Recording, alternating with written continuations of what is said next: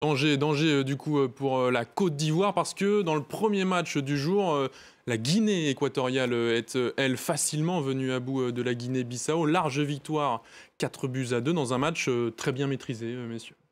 Oui, enfin, la Guinée-Bissau n'a quasiment pas existé. Bon, ils ont égalisé quand même, oui, c'est enfin, une belle prestation équato-guinéenne et à noter quand même ce triplé de Suez, ça n'arrive pas si souvent.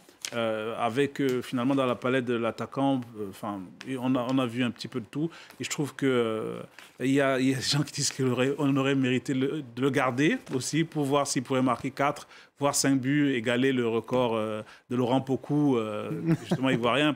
Mais c'est vrai, c'est beau quand même d'un joueur de quasiment 35 ans qui marque un triplé, même si je pense que... C'est le plus vieux auteur de oui, triplé dans l'histoire de la Coupe du Monde, à 34 ans et 110 jours, effectivement. Effectivement. Mais après, cette équipe des Guinée équatoriale, c'est en fait une équipe d'Espagne bis, hein, puisque je crois qu'il y a 3 joueurs qui sont nés en Guinée équatoriale, tous les autres sont nés en Espagne, il y en a un qui est né au Cameroun. Donc ce sont des joueurs qui ont effectivement une grande habitude de jouer ensemble parce qu'ils sont internationaux depuis plusieurs années maintenant. Ils ont fait plusieurs Coupes d'Afrique des Nations déjà ensemble. Et ce qui est assez curieux d'ailleurs, c'est que la Guinée équatoriale participe à la 4e Coupe d'Afrique des Nations de son histoire. Les 2 premières, elle était qualifiée d'office en tant qu'organisateur ou co-organisateur. Et à chaque fois, elle sort des poules.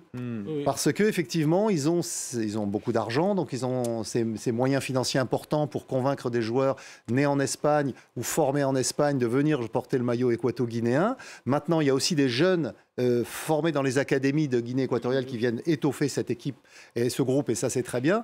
Et donc ils arrivent à avoir une équipe efficace, pas forcément très spectaculaire, mais bon, Emilio Ensue a quand même été le capitaine de l'équipe d'Espagne Espoir à son époque. Parler justement d'Emilio Ensue, on a recueilli le témoignage de Emilio Ensue à l'issue du match au micro de France 24. Je vous propose de l'écouter.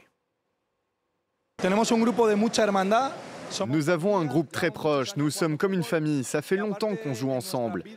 Dans la vie, on est des amis et ça se voit sur le terrain. Nous n'avons pas de superstars, nous avons le meilleur groupe possible.